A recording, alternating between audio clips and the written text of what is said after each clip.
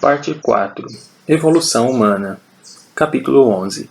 Como surgiu a humanidade? O homem sempre foi considerado um ser inteiramente diferente do resto da criação. É o que diz a Bíblia, e, com o que os filósofos de Platão a Kant, passando por Descartes, concordaram sem reservas. É verdade que alguns filósofos do século XVIII inseriram o homem na escala naturae, mas isso não parece ter influenciado a opinião do cidadão comum. Para a maioria das pessoas, o homem era o pináculo da criação, e diferia dos outros animais sobre vários aspectos, especialmente por possuir uma alma racional.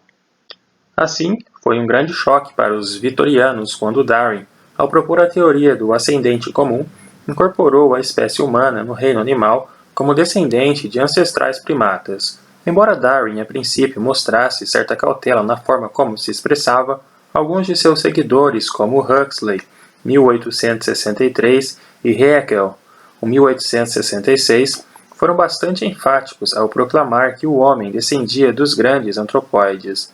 O próprio Darwin depois expôs sua visão a respeito da evolução do homem no livro The Descent of Man. A semelhança incontestável entre o homem e os grandes símios não passou despercebida pelos primeiros naturalistas. Linneu, por exemplo, incluiu o chimpanzé no gênero Homo. Apesar disso, não só os teólogos e filósofos, mas praticamente toda a humanidade simplesmente ignorava essa similaridade óbvia. As observações de Lamarck a respeito da evolução do homem também foram ignoradas. Entretanto, a teoria de Darwin, segundo a qual todos os organismos vivos descendiam de ancestrais comuns, tornou inevitável a admissão da origem primata do homem. O que são os primatas? Os primatas são uma ordem de mamíferos, primates, que inclui os prosímios, lêmures e lores, os társios, os macacos do Novo Mundo, os macacos do Velho Mundo e os antropóides. Não são parentes próximos de nenhuma outra ordem de mamíferos. Têm um parentesco remoto com os lêmures voadores e com os tupaídeos. Os fósseis mais antigos de primatas são do Cretáceo Superior. Os macacos do Velho Mundo deram origem aos antropóides entre 33 e 24 milhões de anos atrás. O macaco fóssil, Aesopithecus, do Oligoceno Superior, já apresentava algumas características antropóides. O procônsul, 23-15 milhões de anos, do leste da África, era claramente um antropóide, um ancestral tanto do homem como dos antropóides africanos, mas infelizmente não foram encontrados fósseis de antropóides na África com idade entre 6 e 13,5 milhões de anos. Os antropóides que existem hoje em dia podem ser divididos em dois grupos: os antropóides africanos, gorila, chimpanzé, bonobo e homem, e os antropóides asiáticos, gibão e orangotango. Existe uma diferença nítida entre os dois grupos, e essa ramificação parece ter ocorrido entre 12 e 15 milhões de anos atrás. Que evidências apoiam a tese da origem primata do homem? Nenhuma pessoa bem informada pode negar o fato de que o homem descende dos primatas, mais especificamente dos antropóides. As evidências de que isso é verdade são incontestáveis e podem ser divididas em três categorias. Evidências anatômicas. As estruturas anatômicas humanas são muito parecidas com as dos antropóides africanos, em particular as dos chimpanzés. R. Owen julgou ter encontrado uma diferença significativa na estrutura do cérebro, mas foi desmentido por T. H. Huxley. A distinção é apenas quantitativa, não qualitativa. Entre as poucas características exclusivamente humanas figuram o comprimento menor dos braços em relação às pernas, a maior mobilidade do polegar, a ausência de pelos no corpo, a pigmentação da pele e o maior tamanho do sistema nervoso central, especialmente do prosencéfalo. Evidências fósseis. Em 1859, quando Darwin publicou suas descobertas, não havia fósseis que comprovassem a transição gradual de um ancestral parecido com o chimpanzé para o homem moderno. Embora até hoje não tenham sido encontrados fósseis que viveram no período entre 5 e 8 milhões de anos atrás, quando o homem se separou das outras linhagens de antropóides, muitos fósseis com menos de 5 milhões de anos documentam estágios intermediários entre os chimpanzés e o homem. Evidências moleculares.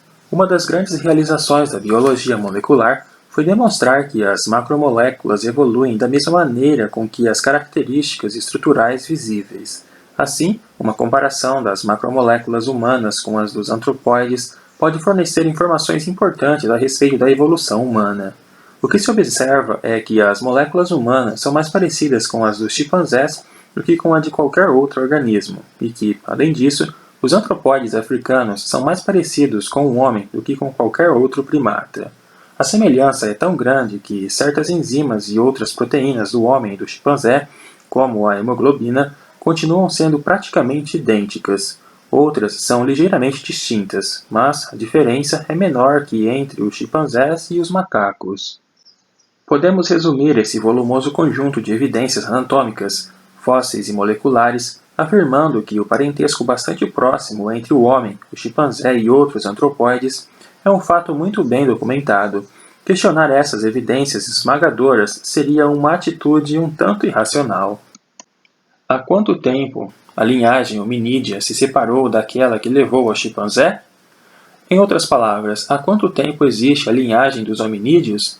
Na época em que o homem ainda era considerado totalmente diferente dos outros animais, o ponto de divergência era colocado num passado remoto, talvez no início do Terciário, há 50 milhões de anos. À medida que mais fósseis e mais semelhanças entre o homem e os antropóides africanos foram descobertos, passaram-se a admitir datas cada vez mais recentes. Durante muito tempo, a data de 16 milhões de anos foi aceita pela maioria dos estudiosos.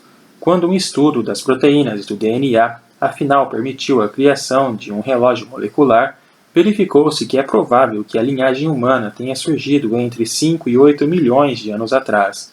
Análises posteriores, usando outros métodos, confirmam essa estimativa. Tais métodos também permitiram determinar que a separação entre as linhagens do homem e do chimpanzé é mais recente do que a separação entre as linhagens do chimpanzé e do gorila. Isso significa que o chimpanzé é o nosso parente mais próximo, e que é parente mais próximo do homem do que do gorila. O que revelam os fósseis? Apenas alguns poucos fósseis hominídeos foram encontrados antes de 1924, e todos apresentavam os estágios mais recentes dos hominídeos, ou seja, do surgimento do gênero Homo. Essas descobertas foram feitas na Europa, em Java e na China, o que levou à suposição bastante disseminada de que o homem teria se originado na Ásia. Grandes expedições foram enviadas, sem nenhum sucesso, à Ásia Central em busca de fósseis mais antigos. Embora alguns autores tenham observado que era mais provável que nossa origem fosse africana, dada a semelhança do homem com o chimpanzé e o gorila, foi só em 1924 que o primeiro fóssil hominídeo, o Australopithecus africano, foi descoberto na África. Desde então, diversos outros fósseis foram encontrados na África. E, para ser mais preciso, foi apenas na África que os arqueólogos encontraram fósseis de hominídeos com mais de 2 milhões de anos de idade. Hoje em dia, não há mais dúvida de que a África foi o berço da humanidade. O homem primitivo. Tem sido comum na literatura antropológica contar a história do homem primitivo na forma de uma cronologia das descobertas. O relato, em geral, começa com o homem de Neandertal, 1849-1856. Continua com o Homo erectus, 1894 em Java, 1927 na China, e chega às descobertas na África, de 1924 em diante. Para um evolucionista, porém, faz mais sentido começar com os fósseis mais antigos e prosseguir gradualmente até as descobertas relativas a tempos geológicos mais recentes. Essa será a minha abordagem.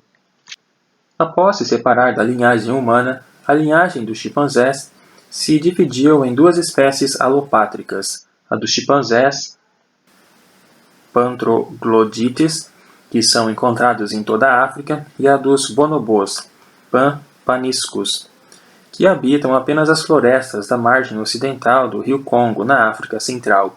Esse rio separa as duas espécies. Em seu comportamento, os bonobos se parecem mais com os humanos do que com os chimpanzés, mas isso não significa que eles sejam nossos ancestrais.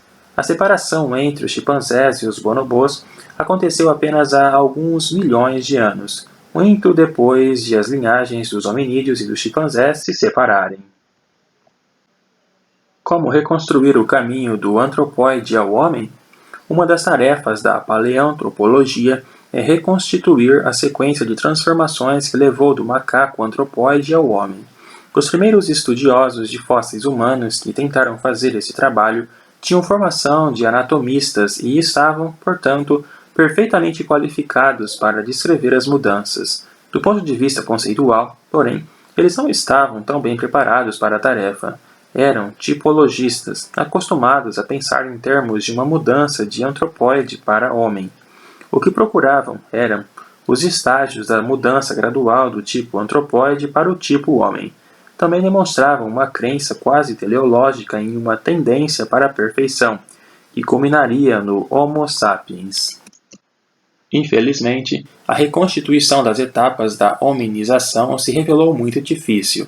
Para começar, os primeiros fósseis a serem encontrados foram os mais recentes. Assim, o caminho da reconstituição não foi do antropóide para o homem, e sim no sentido inverso. Pior ainda, não foi encontrada a esperada continuidade de formas. Isso, é claro, devia-se em grande parte à incompletude do registro fóssil, mas não inteiramente, o que deixava os pesquisadores um tanto preocupados. Na verdade, alguns tipos de fósseis eram relativamente comuns, como os Australopithecus africanos, o Australopithecus afarensis e o Homo erectus, mas pareciam estar separados dos ancestrais e descendentes mais próximos por descontinuidades. Isso se aplica especialmente à lacuna entre o Australopithecus e o Homo. Quais são as verdadeiras evidências fósseis? Infelizmente, ainda não foram encontrados fósseis de hominídeos nem de chimpanzés que tenham vivido no período entre 6 e 13 milhões de anos atrás. Assim, o evento da separação entre as linhagens do homem e do chimpanzé ainda não foi documentado. Para piorar a situação, quase todos os fósseis de hominídeos estão extremamente incompletos. Podem consistir em parte de uma mandíbula, em uma parte superior de um crânio, sem a face ou os dentes, ou em apenas partes dos membros. A reconstituição das partes que faltam é necessariamente subjetiva. Desde o início da paleontologia humana, tem havido uma tendência para comparar todos os fósseis com o Homo sapiens. Um fóssil, ou partes específicas dele, era considerado avançado, parecido com um homem, ou primitivo, de aspecto simiesco. Essas comparações pareciam mostrar que a evolução dos hominídeos havia ocorrido em mosaico. Assim, por exemplo, dentes parecidos com os dentes humanos estavam associados a membros parecidos com os dos antropóides. Outras combinações consideradas incongruentes também foram encontradas. Uma obra geral como esta sobre evolução não pode apresentar os prós e os contras de todas as interpretações propostas para os fósseis de hominídeos, e todas foram contestadas. Isso deixaria os leitores leigos muito confusos. O que fiz, e com certeza será objetivo de críticas, foi escolher dentre as várias interpretações aquela que me parece a mais razoável. É preciso ficar bem claro que a classificação dos fósseis segundo esse modelo é provisória. Novas descobertas podem mudar a situação de maneira drástica. Propostas como a inclusão do Homo habilis entre os australopithecíneos e a migração do Homo de outras regiões africanas para o leste da África são particularmente vulneráveis. Em uma situação confusa como esta, não se devem tirar conclusões apressadas. Tatarassal e Schwartz, 2000, fizeram um estudo bastante complexo das variações encontradas nos fósseis de hominídeos. Os antropólogos, com formação de anatomistas, devem ter em mente que nomes taxonômicos de espécies como Afarensis, Erectus e Habilis não se referem a tipos, mas a populações e grupos de populações que podem apresentar variações consideráveis. Uma indicação de que nosso conhecimento dos hominídeos fósseis ainda é muito incompleto é o fato de que nada menos do que 6 novas espécies de hominídeos fósseis foram descritas entre 1994 e 2001. Ninguém tentou até agora incluir estas espécies em uma nova árvore filogenética dos hominídeos. Os restos encontrados são insuficientes para que se possa determinar até que ponto as diferenças entre os vários fósseis se devem a variações geográficas. Estágios da hominização. Mesmo assim, do ponto de vista das tendências gerais da evolução humana, o registro fóssil fornece informações valiosas. Fazendo uso das interpretações de vários autores, mas baseando-se principalmente em Stanley, 1996, e Wrangham, 2001, procurei desenvolver uma sequência de narrativas históricas das várias etapas da transformação do antropóide em homem. O cenário resultante se baseia por completo em inferências e qualquer parte dele pode ser refutado a qualquer momento. Entretanto, tentar apresentar uma história coerente é muito mais instrutivo do que simplesmente compilar uma lista de fatos desconexos.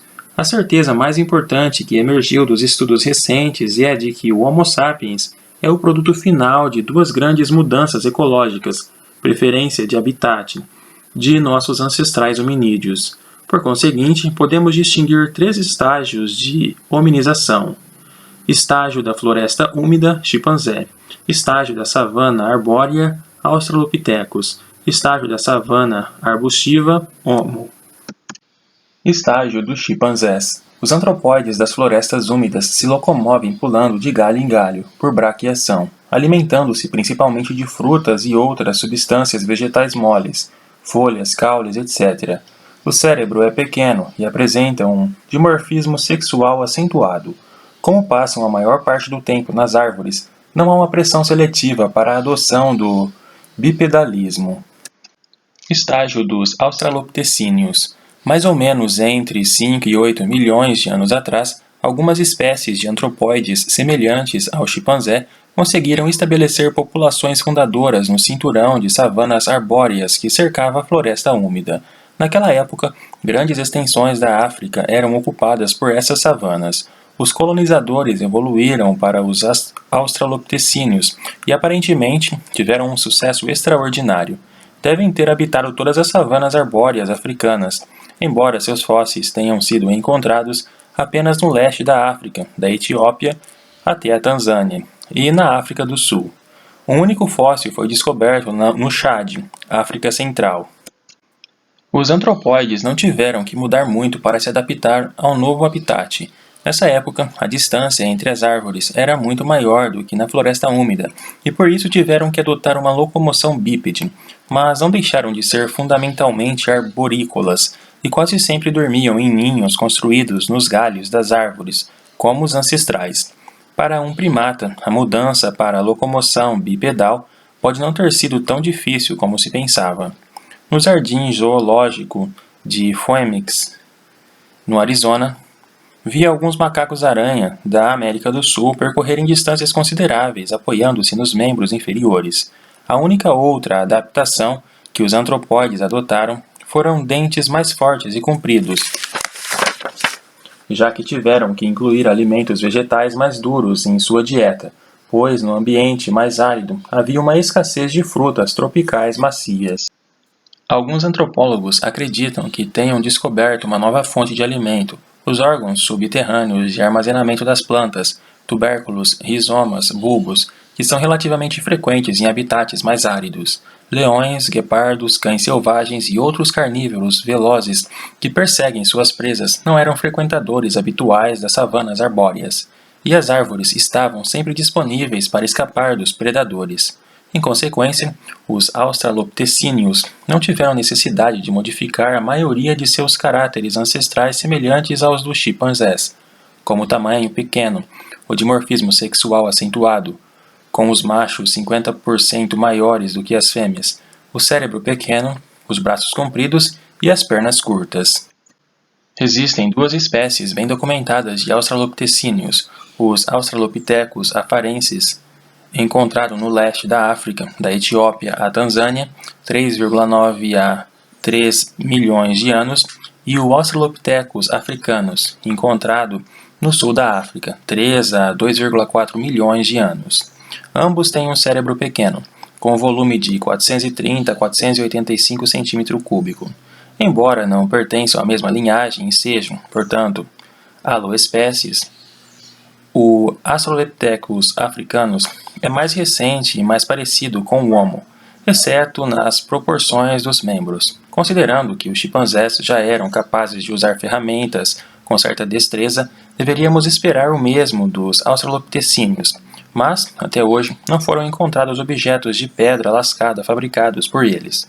Se usavam ferramentas feitas de madeira, fibras vegetais e peles de animais, estas não sobreviveram à passagem do tempo. É provável que o australopitecíneo tenha habitado savanas arbóreas em toda a África. O Australopithecus era basicamente um vegetariano. Tinha incisivos e molares maiores do que os dos humanos, embora os molares fossem bem menores do que o dos chimpanzés. Embora fosse bípede, o Australopithecus aparentemente passava muito tempo nas árvores e algumas características do seu corpo, como o comprimento dos braços, eram bem diferentes das do homem moderno. De acordo com Stanley, 1996, as fêmeas não podiam carregar os filhotes nos braços, pois precisavam deles para trepar nas árvores, e por isso os filhos tinham que se pendurar nas mães, como fazem os bebês antropóides modernos. Isso significa também que os filhos tinham que nascer tão desenvolvidos, digamos, quanto um filhote de chimpanzé. Tanto no Velho como no Novo Mundo, existem poucos gêneros de primatas como o Cercopithecus, nos quais duas espécies diferentes coexistem na mesma região. Esse, porém, é exatamente o caso dos australopitecíneos. A mesma região do sul da África, onde vivia a espécie esguia Australopithecus africanus, também era habitada pelo Australopithecus robustus, um membro de uma linhagem robusta. No leste da África, o robusto A. boisei é encontrado em fósseis que têm entre 3,5 e 3 milhões de anos, juntamente com o esguio A. afarensis, e com o Homo entre 2,4 e 1,9 milhões de anos. Uma espécie robusta ainda mais antiga, o A. aethiopicus, existiu há cerca de 3,8 milhões de anos, mas não pode ser separada com facilidade do A. boisei. Embora os australopitecíneos robustos pareçam ter sido muito fortes, tudo indica que se tratavam de pacíficos vegetarianos. Basicamente, tinham a mesma estrutura corporal que os australopitecíneos esguios, mas alguns autores incluem os australopitecíneos robustos no gênero Paranthropus. Os australopitecíneos esguios viveram entre 3,8 e 2,4 milhões de anos atrás. A estrutura corporal e o pequeno tamanho do cérebro mostram que eram antropóides. O mais notável, porém, é que quase não sofreram qualquer mudança significativa em todo esse intervalo de 1,5 milhão de anos. Foi um período de estase. É verdade que havia diferenças entre o A. africanus do sul da África e o A. afarensis do leste da África, que não viveram exatamente na mesma época, mas essas distinções podem ser atribuídas à influência do clima local e outras condições ambientais. Durante esse longo período, os caráteres dos australopitecíneos não mostram nenhuma tendência de se aproximar daqueles do Homo. Os australopitecíneos eram antropóides ou humanos? Essa questão foi objeto de um grande debate quando o A. africanus foi descoberto em 1924. A resposta dependia, é claro, de uma comparação das diferenças entre o Australopithecus e o Pan, de um lado, com as diferenças de os Australopithecus e o Homo, do outro. A postura ereta e o bipedalismo eram considerados propriedades humanas. Como o Australopithecus possuía tais propriedades, foi incluído na linhagem dos humanos. Durante parte do século XIX e a maior parte do século XX, atribuiu-se grande importância ao bipedalismo. Argumentava-se que a postura ereta liberava os braços e as mãos para outras tarefas, em particular para a fabricação e uso de ferramentas. Isso, por sua vez, exigia maior atividade cerebral e teria sido a principal razão para o aumento do tamanho do cérebro dos humanos. O bipedalismo era considerado, portanto, o passo mais importante para a hominização. Hoje em dia, tal raciocínio está sendo colocado em dúvida. Os australopitecíneos foram bípedes por mais de 2 milhões de anos e, no entanto, durante todo esse período, seu cérebro quase não aumentou de tamanho. O uso de ferramentas também não é considerado tão importante desde que se descobriu que os chimpanzés são perfeitamente capazes de manipular ferramentas. E mesmo animais de outras espécies, como os corvos, utilizam ferramentas rudimentares. Além disso, a não ser pelo bipedalismo, e algumas características dos dentes, os australopitecíneos eram muito parecidos com os chimpanzés. Por fim, e o que é sem dúvida mais importante, não apresentavam nenhum dos caracteres típicos do homem. Não tinham cérebro grande, não fabricavam ferramentas de pedra lascada, ainda apresentavam o dimorfismo sexual acentuado dos antropóides, tinham braços compridos e pernas curtas, e eram de pequena estatura. Também devemos distinguir duas formas de bipedalismo, a dos australopitecíneos arborícolas e a dos humanos exclusivamente terrestres. É provável que esteja correto afirmar que, no conjunto de suas características, os australopitecíneos estavam mais próximos dos chimpanzés do que do Homo.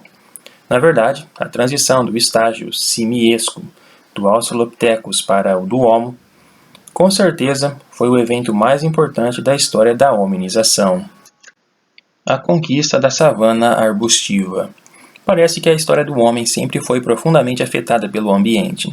A partir de 2,5 milhões de anos atrás, o clima da África tropical começou a se deteriorar. Influenciado pela chegada da era glacial do hemisfério norte, tornou-se mais árido. As árvores típicas da savana arbórea definharam e morreram. Aos poucos, as savanas arbóreas foram sendo substituídas por savanas arbustivas. Isso privou os australopitecíneos de seu refúgio principal. Em uma savana sem árvores, ficaram indefesos. Eram ameaçados por leões, leopardos, hienas e cães selvagens, animais muito mais velozes do que eles. Não tinham armas para se defender, como chifres ou caninos poderosos, nem a força muscular para vencer esses temíveis adversários em um combate corpo a corpo. Inevitavelmente, quase todos os australopitecíneos pereceram nas centenas de milhares de anos que durou essa mudança climática. Houve exceções. Algumas árvores da savana sobreviveram em locais especialmente favoráveis, o que permitiu que alguns australopitecíneos escapassem por algum tempo da extinção, como o A. habilis, e duas espécies de australopitecíneos robustos, A. robustus e A. boisei. Mais importante para a história humana, porém, é o fato de que algumas populações de australopitecíneos sobreviveram usando a inteligência para inventar mecanismos de defesa. Só podemos especular a respeito da natureza desses mecanismos. Os sobreviventes podem ter jogado pedras ou usado armas primitivas feitas de madeira ou de outros materiais vegetais. Podem ter usado varas compridas, como alguns chimpanzés da África Ocidental, galhos espinhentos ou talvez até mesmo instrumentos ruidosos, como tambores. Com certeza, porém, o fogo era sua melhor defesa. Na falta de árvores, provavelmente, dormiam em acampamentos protegidos por fogueiras. Foram também os primeiros humanos a fabricar ferramentas de pedra lascada, e é provável que usassem pedras mais afiadas para fazer lanças. O fato é que esses descendentes dos australopitecíneos, já em processo de transição evolutiva para o gênero Homo, sobreviveram e prosperaram. O bipedalismo arborícola do Australopithecus se tornou o bipedalismo terrestre do Homo. Essa alteração foi a mais radical de toda a história dos hominídeos, muito mais importante do que a mudança de habitat da floresta úmida para a savana arbórea, e resultou na evolução de uma série de caracteres diagnósticos importantes do novo gênero Homo. O tamanho do cérebro aumentou com rapidez e mais do que dobrou no H. erectus. O dimorfismo sexual diminuiu de 50% para 15% a mais de peso para os machos. Os dentes, em particular os molares, se tornaram bem menores. Os braços ficaram mais curtos e as pernas mais longas. O Homo primitivo parece ter usado fogo, não só para se proteger, mas para cozinhar. A redução no tamanho dos dentes é tradicionalmente atribuída à presença cada vez maior de carne na dieta. Entretanto, Weigmann, 2001, acredita que a substituição de alimentos vegetais crus por alimentos cozidos, mais macios, tenha sido um fator mais importante. Quase tudo nesse cenário é alvo de controvérsias e está sujeito a correções no futuro. A época em que o homem aprendeu a dominar o fogo é particularmente incerta. Hoje se sabe que algumas das primeiras estimativas estavam incorretas por causa de erros de interpretação. Além disso, se o fogo foi tão importante como parece para a evolução do Homo, deve ter sido usado pelos primeiros representantes do gênero, mas isso ainda não foi documentado. A origem do Homo. Os fósseis revelam a evolução do Homo, ainda que de forma fragmentária. Por volta de 2 milhões de anos atrás, um tipo muito diferente de hominídeo surgiu de repente no leste da África. A princípio, os pesquisadores o chamaram de Homo habilis, mas logo ficou evidente que os espécimes descritos com esse nome variavam demais para pertencer a uma única espécie. Os fósseis com crânios maiores foram separados e chamados de H. rudolfensis. Com a descoberta de novos espécimes, a interpretação mudou de maneira radical. O nome habilis ficou restrito aos espécimes menores. Os cérebros dos espécimes de Homo habilis mediam apenas 450, 500 e 600 centímetros cúbicos, um volume quase igual ao do cérebro dos australopithecus, enquanto os dos espécimes de H. rudolfensis eram bem maiores, tinham de 700 a 900 centímetros cúbicos.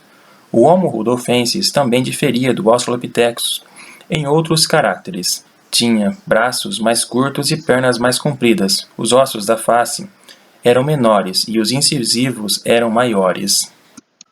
Hoje, se acredita que as ferramentas de pedra, a princípio atribuídas ao habilis, tenham sido fabricadas pelo H. rudolfensis. O Homo habilis passou a ser considerado um descendente direto do Australopithecus. O motivo pelo qual a situação inteira ainda está cercada de mistério é que o H. rudolfensis não parece descender de nenhuma espécie conhecida de Australopithecus no leste ou no sul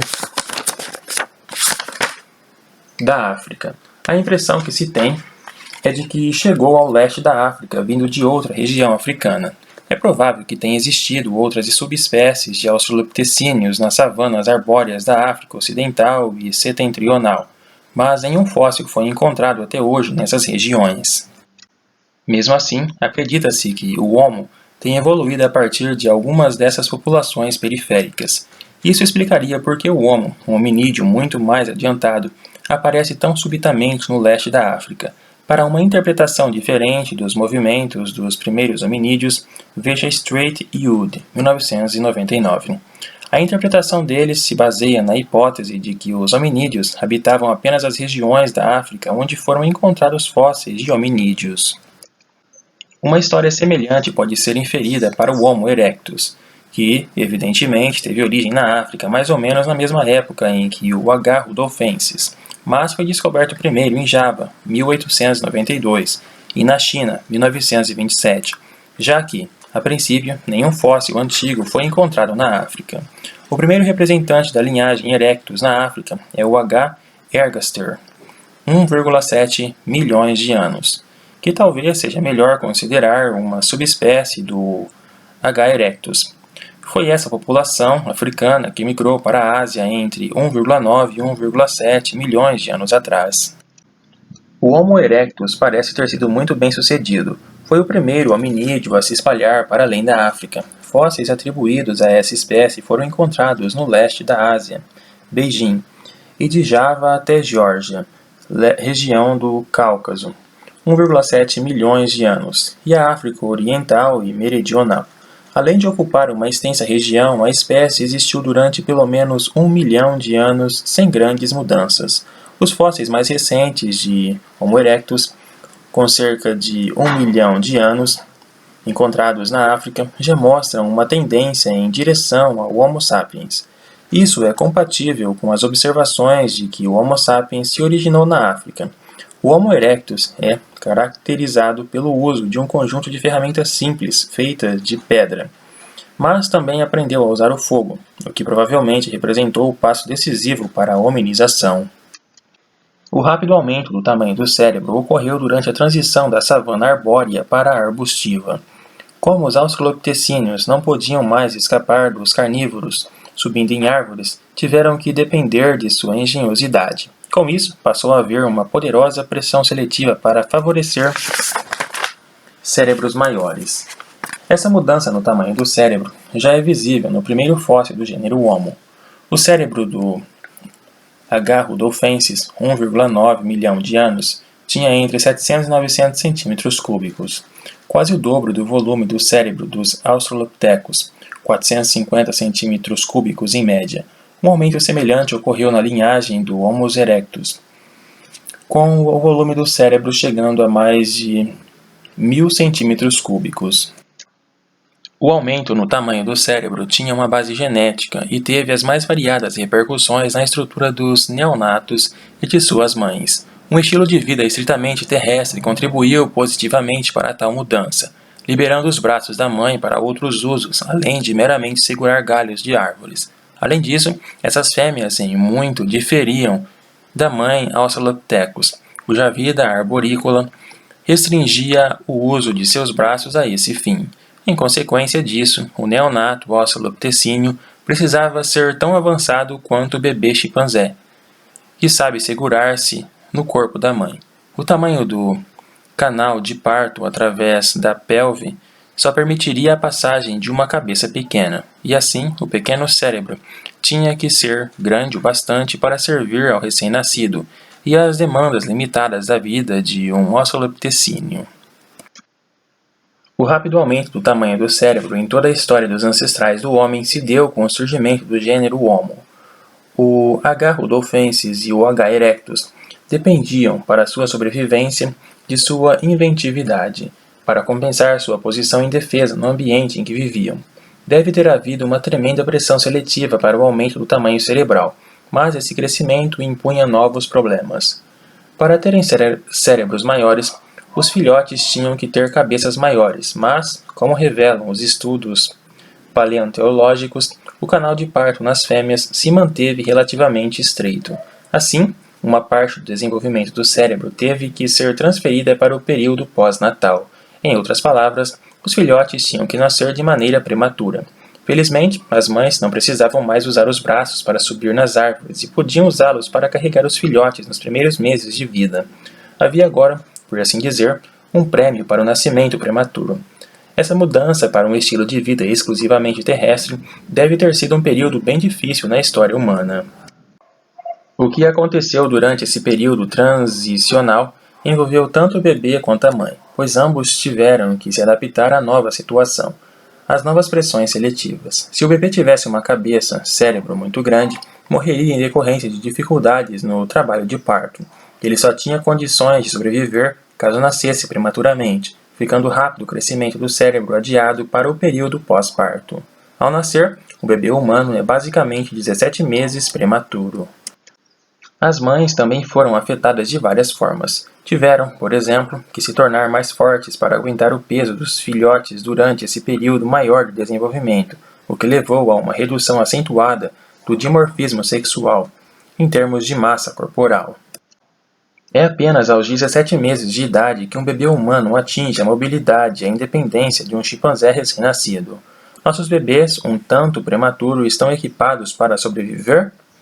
Por exemplo, a maior necessidade de um bebê humano que nasce prematuramente é a de se manter aquecido, de modo que, sem dúvida, essa foi uma das maiores dificuldades experimentadas pelos primeiros filhotes do Homo. Em resposta à pressão seletiva, eles adquiriram uma camada subcutânea de gordura que constituía proteção muito eficiente contra o frio. Em consequência, puderam dispensar o pelo. A mudança na idade de nascimento deve ter exigido muitos outros ajustes, principalmente nos ritmos de desenvolvimento, tanto na mãe como no bebê, mas permitiu um aumento do tamanho do cérebro em um período relativamente curto, alguns milhões de anos, sem necessidade de aumentar a largura do canal de parto.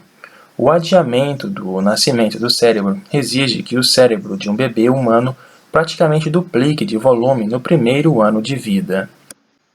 Os descendentes do Homo erectus. Como ocorre com frequência na evolução das espécies, após sofrer um grande surto em um curto período de tempo, o Homo erectus experimentou um período de estase.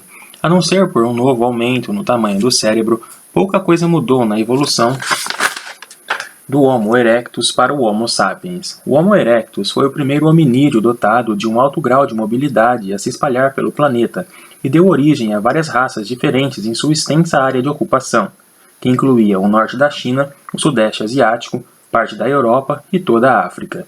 Um registro fóssil muito rico documenta a transição gradual do Homo erectus para o homem de Neandertal, passando pelo Homo heidelbergensis. Esses hominídeos transicionais habitaram a Inglaterra, a Alemanha, a Grécia e Java.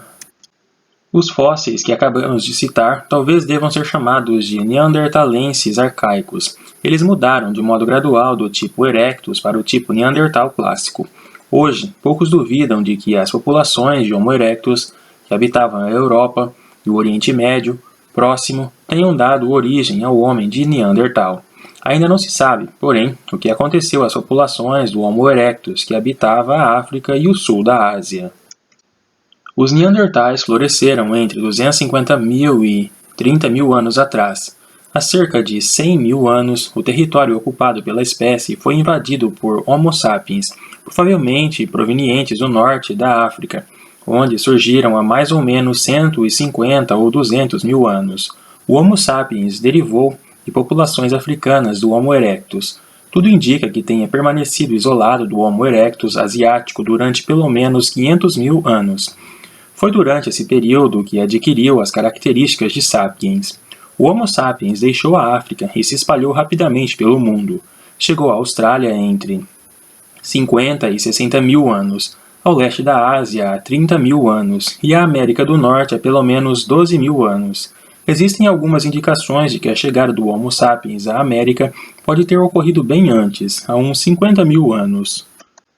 A cronologia dos hominídeos na Europa é complexa. Fósseis do homem de Neandertal foram encontrados no Turquestão, no norte do Irã, na Palestina, em todo o litoral norte do Mediterrâneo, na Europa Central e na Europa Ocidental, até a Espanha e Portugal. O estudo dos dentes de artefatos culturais encontrados nas proximidades de seus acampamentos sugere que o homem de Neandertal era carnívoro. Até hoje não foi possível comprovar que ele tenha sido responsável pela dizimação da megafauna e colocado em risco a sobrevivência da própria espécie. Há cerca de 35.000 anos, o Homo sapiens chegou à Europa Ocidental, e após alguns milhares de anos de coexistência, o homem de Neandertal desapareceu. Ainda não se sabem as razões desse desaparecimento, que pode ter sido causado por fatores climáticos, inferioridade cultural ou genocídio perpetrado pelo Homo sapiens. Uma análise do DNA mitocondrial deles revelou que as linhagens do homem de Neandertal e do Homo sapiens se separaram há cerca de 465.000 anos. Os Homo sapiens que invadiram a Europa Ocidental, conhecidos como Cro-Magnons, foram muito bem-sucedidos, mas não apresentaram mudanças anatômicas consideráveis, especialmente no tamanho do cérebro, 1.350 cm3, durante quase 100.000 anos de domínio. Possuíam uma cultura altamente desenvolvida, tendo sido os autores das famosas pinturas das cavernas de Lascaux e Chauvet. Podemos resumir a história da evolução dos hominídeos, dos grandes antropóides ao homem moderno, enfatizando a drástica reconstrução da estrutura física do homem. A vida semi-arbórea do Australopithecus mudou para a vida estritamente terrestre do Homo. O tamanho do cérebro mais do que triplicou em 4 milhões de anos, o que facilitou uma extraordinária revolução cultural. A taxa de aumento não foi regular, mas foi acelerada de forma considerável na mudança para o Homo. Durante a fase dos australopitecíneos, não ocorreram grandes mudanças durante mais de 2 milhões de anos. Com o Homo, porém, algo de novo aconteceu. Embora ainda existam algumas dúvidas quanto às relações entre o Homo habilis e o Homo rudolfensis e o Homo erectus, o Homo era estritamente terrestre e tinha um cérebro maior do que o dos antropóides. No caso do Homo erectus, porém, ocorreu um novo período de estase e as mudanças sofridas pela espécie nos seus 1,5 milhão de anos de existência foram relativamente pequenas. As mudanças sofridas por diferentes componentes do fenótipo durante a transição de antropóide para homem foram bastante desiguais. Um exemplo de evolução em mosaico. Muitas das enzimas básicas e outras macromoléculas, como a hemoglobina, permaneceram inalteradas. Além disso, a estrutura anatômica básica do homem é ainda muito parecida com a do chimpanzé. Foi por isso que Linneu não hesitou em classificar o chimpanzé no gênero Homo. Entretanto, existe uma estrutura, o cérebro, que mudou mais do que em todas as outras, principalmente nos últimos 500.000 anos. O que há de tão especial no cérebro humano? O cérebro. O cérebro humano é uma estrutura incrivelmente complexa. No adulto, contém cerca de 30 bilhões de células nervosas, ou neurônios. O córtex cerebral, que é muito desenvolvido na espécie humana, contém cerca de 10 bilhões de neurônios e 1 quatrilhão de ligações entre eles, as chamadas sinapses. Cada neurônio possui um prolongamento principal, o axônio, e diversas ramificações, conhecidas como dendritos, que, nas sinapses, fazem contato com outros neurônios. A eletrofisiologia dos neurônios é bem conhecida, mas pouco se sabe do seu papel no funcionamento do cérebro. As sinapses, por exemplo, parecem desempenhar papel importante na retenção da memória, mas o modo como isso acontece é quase totalmente desconhecido. Há muito tempo se sabe que é o cérebro que nos torna humanos. Qualquer outra parte de nossa anatomia pode ser igualada ou superada por uma estrutura análoga em outro animal. Mesmo assim, em seus princípios básicos de funcionamento, o cérebro humano é muito semelhante aos de outros mamíferos. É possível que o que distinga nosso cérebro dos demais seja a existência de muitos tipos diferentes de neurônios, 40 talvez, alguns dos quais talvez sejam exclusivamente humanos. O que talvez seja mais surpreendente é o fato de que o cérebro humano parece não ter sofrido qualquer mudança desde que o Homo sapiens surgiu, há cerca de 150 mil anos. O progresso cultural da espécie humana, dos caçadores-coletores primitivos, a agricultura e as civilizações urbanas, não foi acompanhado por um aumento do tamanho do cérebro. Parece que, em uma sociedade mais avançada e complexa, a posse de um cérebro maior já não é recompensado por uma vantagem reprodutiva. O que é certo é que não existe nenhuma tendência teleológica no sentido de que a linhagem dos hominídeos possui um cérebro cada vez maior. Costumava-se acreditar que a locomoção bípede e o uso de ferramentas fossem as etapas mais importantes da hominização. As descobertas de que o Australopithecus era um bípede e de que os chimpanzés e outros animais usavam ferramentas fizeram com que essa ideia fosse abandonada. Por outro lado, o aumento do tamanho do cérebro parece estar relacionado a dois acontecimentos marcantes na evolução humana: a emancipação dos hominídeos da segurança da vida nas árvores e o desenvolvimento da linguagem falada. O sistema humano de comunicação. Como surgiram essas coisas? A singularidade do homem. Quando ficou provado que o homem descendia de ancestrais antropóides, alguns autores chegaram a afirmar que o homem é um animal como os outros. Mas não é bem assim. O homem é tão único e diferente de todos os outros animais quanto vem sendo proclamado há muitos séculos por teólogos e filósofos. Esse é o nosso orgulho e também nosso fardo. Já descrevi os estágios através dos quais o homem se distanciou de modo progressivo dos antepassados simiescos. Agora tentarei descrever as características que são exclusivamente humanas. A maioria delas está relacionada ao enorme desenvolvimento do cérebro e ao prolongamento dos cuidados parentais. Na maioria dos invertebrados, em particular os insetos, os pais morrem antes que os filhotes saiam do ovo. No que diz respeito ao comportamento após o nascimento, o filhote recém-nascido só pode contar com as informações que são contidas em seu DNA. O que aprende subsequentemente em sua curta vida é muito limitado e não é transmitido à prole. Apenas nas espécies em que os pais mantêm um contato prolongado com os filhos, como acontece com certas aves e mamíferos, é que os jovens têm a oportunidade de acrescentar à herança genética o que aprendem com os pais, com seus irmãos, de ninhada e com outros membros de seu grupo social. Essas informações podem ser passadas pela espécie de uma geração para outra sem que estejam contidas no programa genético. Entretanto, na maioria das espécies animais, a quantidade de informações não genéticas que pode ser transmitida por esse sistema é bastante limitada.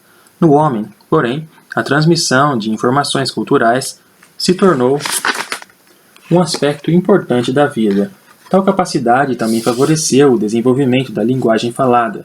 Na verdade, podemos dizer que tornou necessário o desenvolvimento dessa linguagem. Embora com frequência a palavra linguagem seja usada para designar o sistema que os animais usam para trocar informações, como na expressão a linguagem das abelhas, na verdade, tudo de que os animais dispõem é de um sistema para enviar e receber sinais. Para ser uma linguagem, um sistema de comunicação deve possuir um sintaxe e uma gramática. Há mais de 50 anos, os psicólogos vêm tentando ensinar linguagem aos chimpanzés, mas os resultados sempre foram negativos. Aparentemente, o sistema nervoso dos chimpanzés não tem a capacidade de usar a sintaxe. Assim, eles não podem se referir ao passado ou ao futuro. Depois de criar a linguagem falada, nossos antepassados puderam desenvolver uma rica tradição oral, muito antes que a escrita fosse inventada.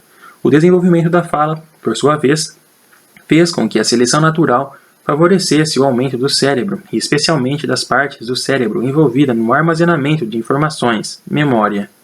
Foi esse crescimento do cérebro que tornou possível o surgimento da arte, da literatura, da matemática e da ciência.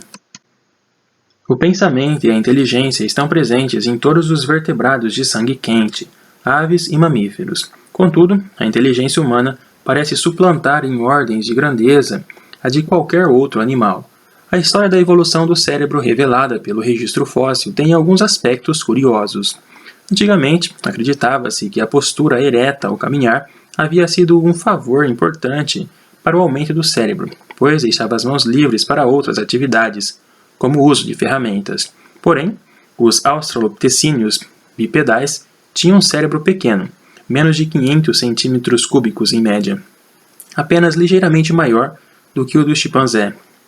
Nesse caso, o que teria provocado o aumento do tamanho do cérebro observado no Homo? Como costuma acontecer com as questões controversas, está se tornando óbvio que existe mais de um fator envolvido e que eles podem ter sido importantes em períodos diferentes de nossa história. A expectativa de que haja uma série contínua de estágios transicionais no processo de hominização está baseada no pensamento tipológico. Os naturalistas haviam mostrado, mesmo antes de Darwin, que os organismos superiores não existem como tipos, mas como populações variáveis.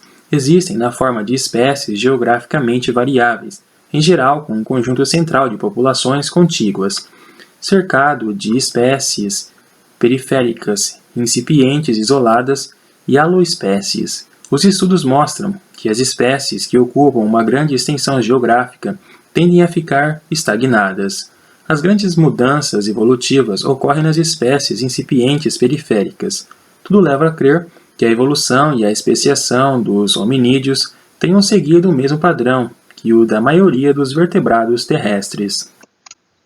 Com frequência, as populações periféricas isoladas são tão bem-sucedidas que passam a competir com a espécie parental e às vezes chegam a exterminá-la.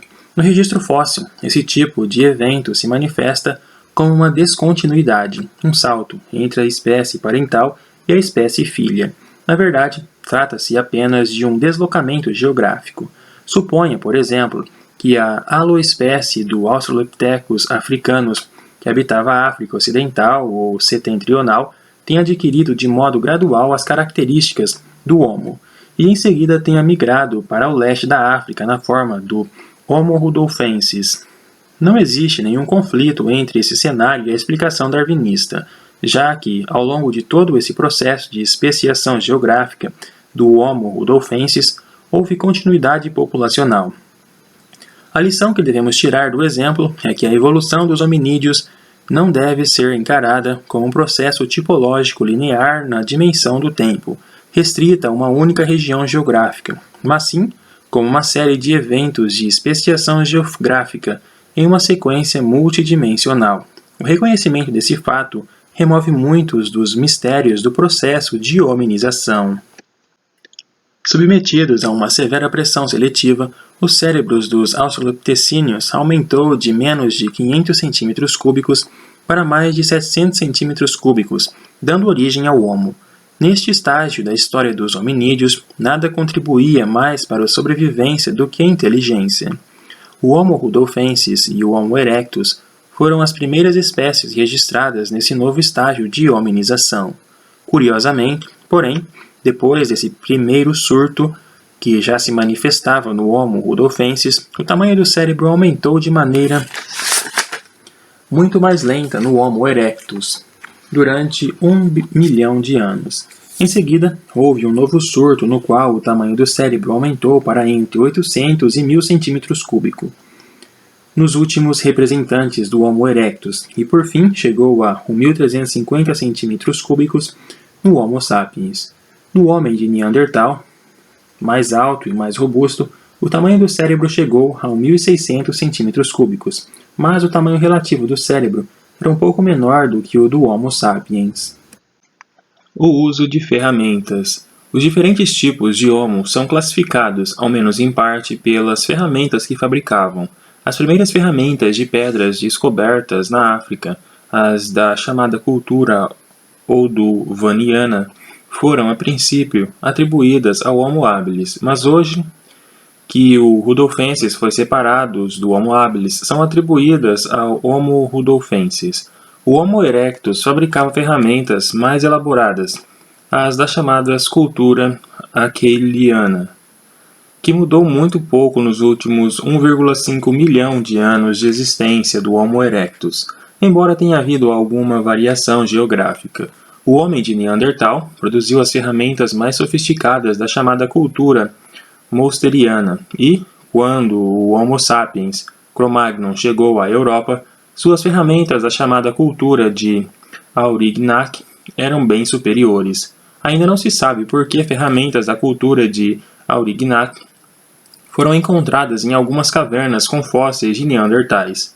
Será que o homem de Neandertal costumava fazer negócios com o homem de Cro-Magnon? O que é o Homo? As primeiras espécies de Homo, Homo rudolfensis e Homo erectus, não tinham a mesma capacidade cerebral que o homem de Neandertal, 1.600 cm3, e o Homo sapiens, 1.350 cm3. Mas o aumento de volume do cérebro dos australopitecíneos, 450 cm3, para o do Homo rudolfensis, 700-900 cm3, representou um crescimento de quase 100% e foi relativamente maior do que o aumento de 900 para 1.350 cm3, que não considero especialmente importante. A um novo gênero, em geral, está associado uma inovação em termos ecológicos, uma nova forma de explorar o ambiente. No gênero Homo, tal inovação consistiu em não depender mais das árvores para sobreviver. Uma vez alcançada essa independência, a seleção natural passou a favorecer a inteligência. O processo foi interrompido quando novos aumentos no tamanho do cérebro deixaram de contribuir para o crescimento da probabilidade de sobrevivência. Quando a nossa compreensão da capacidade mental e das emoções dos vertebrados de sangue quente aumentou, em meados do século XX, foram descobertas semelhanças surpreendentes com a espécie humana. No passado, porém, quando quase todos acreditavam na singularidade absoluta do homem, a visão de qualquer um que chamasse atenção para essas semelhanças era rotulada de antropomorfismo. Hoje estamos começando a compreender que, dada a nossa ancestralidade, tais semelhanças nada têm de surpreendentes. A similaridade com os membros de sangue quente de nossa linhagem de vertebrados é observada em muitos traços não físicos. O fato de muitos tipos de mamíferos e aves, corvos, papagaios, golfinhos, possuírem a inteligência bastante desenvolvida já não é mais questionado pelos psicólogos. Apenas recentemente, porém, foi descoberto que os animais podem sentir medo, tristeza, alegria e quase todas as outras emoções humanas. Nem todas as histórias a respeito de observações desse tipo merecem crédito, mas existem vários casos confirmados com base em observações e testes. Obviamente, essas características humanas não poderiam ter vindo do nada quando surgiu a espécie Homo sapiens. É natural que encontremos antecedentes em muitas espécies de animais. A evolução da ética humana. Poucos aspectos da evolução têm sido mais controversos do que a explicação da origem da ética humana. Desde 1859, muitas vozes se levantaram para declarar que o comportamento altruísta era incompatível com a seleção natural. Os estudiosos da evolução se perguntavam: o egoísmo não é o único comportamento que pode ser favorecido pela seleção natural? O que é o altruísmo e como pode ser definido? Ele se deve a uma disposição genética ou é fruto exclusivo da educação e do aprendizado? Talvez seja legítimo afirmar que só se tornou possível responder a essas perguntas quando comportamentos análogos foram estudados em várias espécies de animais. As observações mostraram que é preciso distinguir vários tipos de altruísmo e diferentes classes de indivíduos que são beneficiados pelo comportamento altruísta. Segundo a definição tradicional, um ato é considerado altruísta quando beneficia quem o recebe, mas custa algo para quem o pratica. A definição exclui todos os atos de bondade e solidariedade que nada custam ao praticante. Acontece que, nos grupos sociais, Uma boa parte do comportamento consiste precisamente em atos de generosidade e atenção que não implicam em custo significativo. Esse tipo de comportamento é importante não só para manter o grupo social coeso, como também constitui uma ponte para o verdadeiro altruísmo. Os 3 tipos de altruísmo. Quando comparamos vários atos de altruísmo, podemos distinguir 3 classes que diferem no que diz respeito ao objeto e ao significado do ato de altruísmo em termos evolutivos. Altruísmo em benefício da prole. Não é necessário explicar por que esse tipo de altruísmo é favorecido pela seleção natural. Qualquer ação de um indivíduo em prol de um aumento do bem-estar e das chances de sobrevivência de sua prole favorece seu próprio genótipo. Tratamento preferencial dos parentes próximos. Seleção de parentesco. A maioria dos membros de um grupo social pertence a uma mesma família extensa, e esses membros compartilham parcialmente seu genótipo. Assim, os atos de altruísmo praticados por parentes são favorecidos pela seleção natural. Esse tipo de altruísmo é muito comum entre irmãos que se conhecem desde a infância e crescem juntos. Como J.B.S. Haldane afirmou, qualquer coisa que você faça para ajudar um parente próximo contribui para a sua própria inclusão adaptativa, já que eles possuem parte do seu genótipo, seleção por inclusão adaptativa. Hamilton, em 1964, usou esse argumento para explicar a existência de castas entre os himenópteros sociais. Ainda não se sabe até que grau de parentesco o mecanismo se aplica. Altruísmo entre membros do mesmo grupo social. Os grupos sociais geralmente não são constituídos apenas por membros de uma família extensa, mas também por imigrantes, indivíduos que se transferiram de outros grupos em busca de vínculos. Os membros dos grupos sociais parecem reconhecer que novos colaboradores ou reprodutores em potencial reforçam o grupo e por isso permitem que eles sejam incorporados. É provável que os sentimentos de amizade e cooperação entre membros do mesmo grupo sejam favorecidos pela seleção natural. Ainda não se sabe ao certo se o grau de altruísmo entre os membros de um grupo social é diretamente proporcional ao grau de parentesco. Ajuda mútua. A coesão de um grupo social é reforçada pela ajuda mútua. Observa-se com frequência nos animais sociais que um indivíduo ajuda o outro na expectativa de que, em uma ocasião futura, o beneficiário retribua o favor. Esse tipo de comportamento às vezes é chamado de altruísmo recíproco. Embora, por causa da expectativa de reciprocidade, a motivação seja claramente egoísta. A ajuda mútua não é observada só entre membros do mesmo grupo, mas entre indivíduos de grupos diferentes ou mesmo entre membros de espécies diferentes.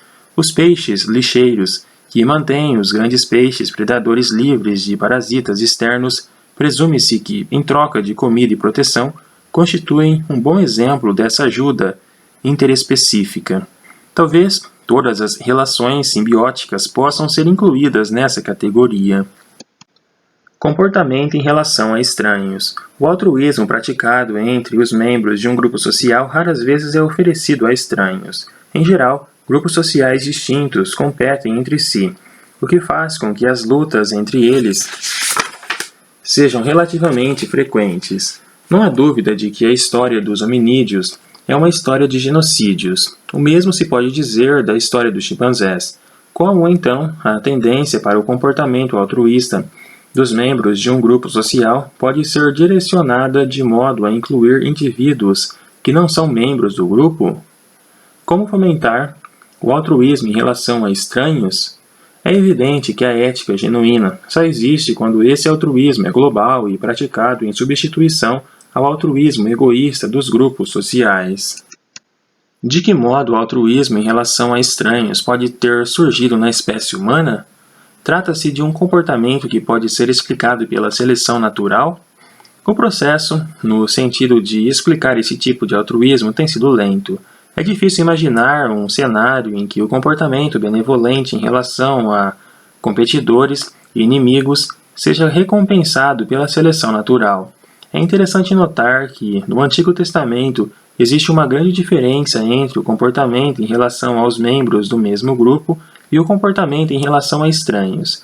Mas a ética promovida no Novo Testamento é diferente. Ao propor a parábola do bom samaritano, Jesus se afastou por completo da tradição. O altruísmo para com estranhos não é favorecido pela seleção natural. O comportamento altruísta em relação a estranhos é um componente importante de uma ética genuína. Tal comportamento não é produzido automaticamente pela evolução, requer um fator cultural, como a pregação de um filósofo ou líder religioso. A ética genuína é o resultado do pensamento de nossos líderes culturais. Não nascemos com um sentimento de altruísmo em relação a estranhos, mas o adquirimos durante nosso aprendizado cultural. Para isso, temos que redirecionar nossas tendências altruístas inatas para um novo objeto, os estranhos. Existe uma grande variabilidade individual nas tendências altruístas. De vez em quando, encontramos indivíduos com uma capacidade extraordinária para a bondade, o altruísmo, a generosidade e a cooperação. As famílias dessas pessoas sempre garantem que elas eram assim desde a infância. Sabemos que existe também o extremo oposto, a sociopatia. Muitos criminosos odeiam os semelhantes. Os esforços para reeducar tais indivíduos raramente obtêm êxito. A maioria das pessoas, porém, está entre os dois extremos e aprende no convívio com outras pessoas a verdadeira ética, inclusive em relação a estranhos. O baixo índice de criminalidade em Utah, um estado norte-americano onde os princípios altruístas são mormons, são ensinados à grande maioria das crianças, mostra a importância do aprendizado. Os cidadãos que promovem os princípios éticos para a humanidade têm que enfrentar grandes obstáculos, como a desconfiança e a hostilidade em relação a estranhos, que parecem ser tão naturais nos seres humanos e difíceis de superar. Entretanto, é possível apresentar alguns elementos facilitadores do altruísmo universal.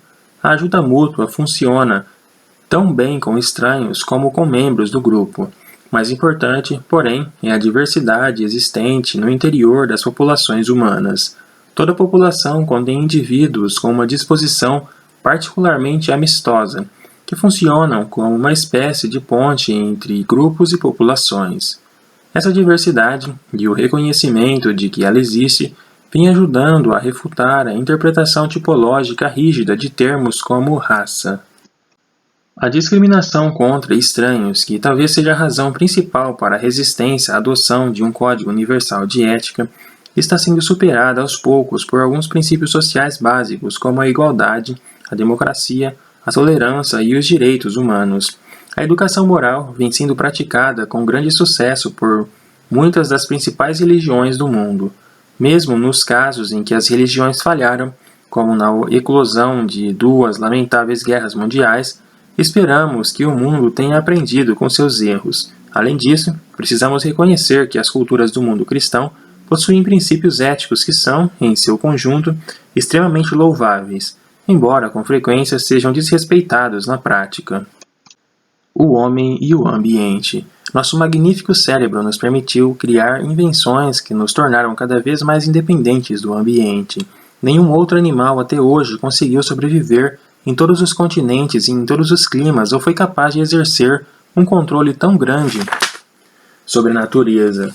Nos últimos 50 anos, porém, tornou-se evidente que ainda dependemos do meio ambiente e que nossos esforços para dominar a natureza têm um custo alto. Parte desse preço crescente está na exploração excessiva de recursos não renováveis e na destruição progressiva das fontes de recursos renováveis. Alguns exemplos são a poluição do ar e da água e a destruição da fauna e da flora, acompanhadas pela deterioração das condições sociais, como o aumento dos índices de pobreza. O futuro da humanidade. Duas perguntas a respeito do futuro da humanidade são feitas com muita frequência. Qual é a probabilidade de que a espécie humana se divida em várias espécies? A resposta é evidente, absolutamente nula. O ser humano ocupa todos os nichos concebíveis, do Ártico aos trópicos, que um animal semelhante ao homem poderia ocupar. Além disso, as populações humanas não estão isoladas em termos geográficos. Sempre que uma raça humana se viu temporariamente isolada nos últimos 100.000 anos, o acasalamento com outras raças recomeçou assim que o contato foi restabelecido. Hoje em dia, a interação entre as várias populações humanas são tão comuns que não existe a possibilidade de um isolamento a longo prazo ser capaz de levar à especiação. A segunda pergunta é: a espécie humana que existe hoje poderia evoluir para uma espécie melhor? O homem poderia se transformar em um super-homem? Mais uma vez, a resposta é negativa. É verdade que existe variabilidade suficiente no genótipo humano para que a seleção natural continue a operar, mas as condições atuais são muito diferentes das que existiam quando algumas populações do Homo erectus evoluíram para o Homo sapiens. Naquela época, nossa espécie era constituída por pequenos bandos, cada um deles sujeito a uma rigorosa seleção natural, que favorecia as características que por fim resultaram no surgimento do Homo sapiens. Além disso, como acontece com a maioria dos animais sociais, houve a ação de uma forte seleção de grupo sobre os indivíduos. O homem moderno, por outro lado, forma uma sociedade massificada e não existe nenhuma indicação de que a seleção natural esteja favorecendo genótipos superiores que permitiriam que a espécie humana evoluísse. Como a seleção para o aperfeiçoamento não está mais atuando, não existe a menor possibilidade de que o Homo sapiens evolua para uma espécie humana superior. Na verdade, alguns estudiosos do assunto temem que a deterioração da nossa espécie seja inevitável, dadas as condições de uma sociedade de massas. Entretanto, a deterioração genética não é considerada um perigo imediato, já que o pool gênico humano ainda apresenta uma variabilidade considerável. Existem raças humanas? Quando comparamos um esquimó, um negro da região do Nilo, um aborígene australiano, um asiático e um europeu, não podemos deixar de reconhecer as chamadas diferenças raciais. Isso contraria nossa crença na igualdade dos homens? Acredito que não, contanto que usemos as definições corretas dos termos igualdade e raça. Igualdade quer dizer igualdade cívica, significa igualdade de oportunidades e perante a lei, mas não há uma identidade total, pois hoje sabemos que, dos 6 bilhões de seres humanos que habitam a Terra, não existem 2 que possuam o mesmo genoma. Nem todos os seres humanos têm a capacidade matemática de um Einstein, a velocidade de um corredor olímpico, a imaginação de um bom escritor ou o senso estético de um pintor de renome. Todos os pais sabem que cada um de seus filhos é um ser único. Chegou a hora de admitirmos honestamente as diferenças. É importante perceber que elas também estão presentes entre indivíduos da mesma raça. A principal razão para a existência de um problema racial é que muitas pessoas não compreendem o que significa uma raça. Essas pessoas são tipologistas. Para elas, os membros de uma raça possuem todas as características reais e imaginárias daquela raça. Para traduzir esse preconceito em um exemplo absurdo, tais pessoas tendem a imaginar que qualquer afro-americano é capaz de vencer qualquer euro-americano em uma corrida de 100 metros rasos. No entanto, se em uma sala de aula com representantes de várias raças os alunos recebessem notas de acordo com seu desempenho em várias tarefas mentais, físicas, manuais e artísticas, todas as notas seriam diferentes e a distribuição de notas dos representantes de cada raça seria muito semelhante à distribuição geral. Em outras palavras, rejeitando a abordagem tipológica que considera todos os membros de cada raça como um tipo e substituindo-a pela abordagem populacional, na qual cada indivíduo é considerado com base em suas aptidões pessoais, podemos ter uma visão melhor da realidade e evitar qualquer classificação hierárquica tipológica, assim como qualquer discriminação baseada nesse tipo de classificação. Os humanos estão sós? Outra pergunta relativamente comum é: somos os únicos seres inteligentes nesse vasto universo? Para encontrar uma resposta, precisamos dividi-la em várias partes. Onde poderia existir vida? Apenas nos planetas, pois as estrelas são excessivamente quentes. É claro que muitas estrelas podem ter planetas, mas foi apenas nos últimos 20 anos que foram descobertos planetas fora do Sistema Solar. Até agora, porém, todos se revelaram inadequados para o surgimento e manutenção da vida. O conjunto de condições existentes na Terra, que talvez tenha existido um dia em Marte e Vênus, que torna a vida possível, parece ser muito especial. Mesmo assim, imaginando que exista um grande número de planetas, é provável que alguns deles possuam condições favoráveis ao surgimento de vida. Qual é a probabilidade de que a vida se origine em um planeta em que as condições são favoráveis? Aparentemente, a probabilidade é muito elevada. Muitos dos tipos de moléculas necessárias para o surgimento da vida, como as purinas, as pirimidinas e os aminoácidos, são encontrados em várias regiões do universo. Foi demonstrado em laboratório que, sob certas condições de atmosfera anóxica, moléculas orgânicas complexas podem se formar espontaneamente a partir de moléculas mais simples. Assim, é bem possível que algumas formas primitivas de vida tenham surgido repetidas vezes em outros planetas. Nos casos em que tais formas de vida conseguiram crescer e se reproduzir, podem ter dado origem a organismos semelhantes às bactérias.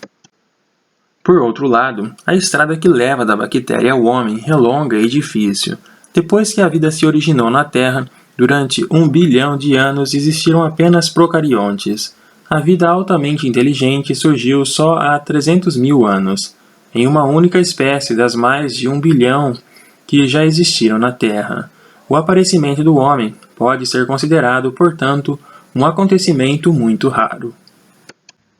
Mesmo que outra raça com inteligência igual ou maior do que a do homem surgisse em algum local do universo, a probabilidade de que venha se comunicar conosco é insignificante. Sim, para todos os efeitos práticos, o homem está só. Fim. Muitas vezes a evolução é considerada algo inesperado. Não seria mais natural, perguntam alguns anti-evolucionistas, se tudo permanecesse sempre igual? Talvez a pergunta fosse justificada antes de sabermos como funciona a genética, mas hoje em dia ela perdeu o sentido. Na verdade, dada a forma como os organismos são estruturados, a evolução é inevitável. Todo organismo, desde a bactéria mais simples, possui um genoma formado por milhares ou milhões de pares de nucleotídeos. As observações mostram que cada um desses pares de base está sujeito a mutações ocasionais. Populações diferentes sofrem mutações variadas. Se forem mantidas isoladas, tais populações inevitavelmente se tornarão mais diferentes à medida que as mutações forem se acumulando de geração em geração. Mesmo neste, que é o mais simples de todos os cenários possíveis, a evolução está presente. Quando acrescentamos outros processos biológicos, como a recombinação e a seleção, a velocidade da evolução aumenta de maneira exponencial. Assim, a mera existência dos programas genéticos torna impossível a existência de um mundo estacionário. A evolução não é uma hipótese, é um fato. É bastante questionável se o termo teoria da evolução deveria ser mantido. O fato de que a evolução ocorreu e continua a ocorrer se tornou tão óbvio que não é adequado chamá-la de teoria. É claro que existem teorias evolutivas específicas, como as da origem comum, da origem da vida, do gradualismo, da especiação e da seleção natural. Mas isso não afeta de nenhuma forma a conclusão básica de que a evolução existe. Ela vem acontecendo desde que a vida começou.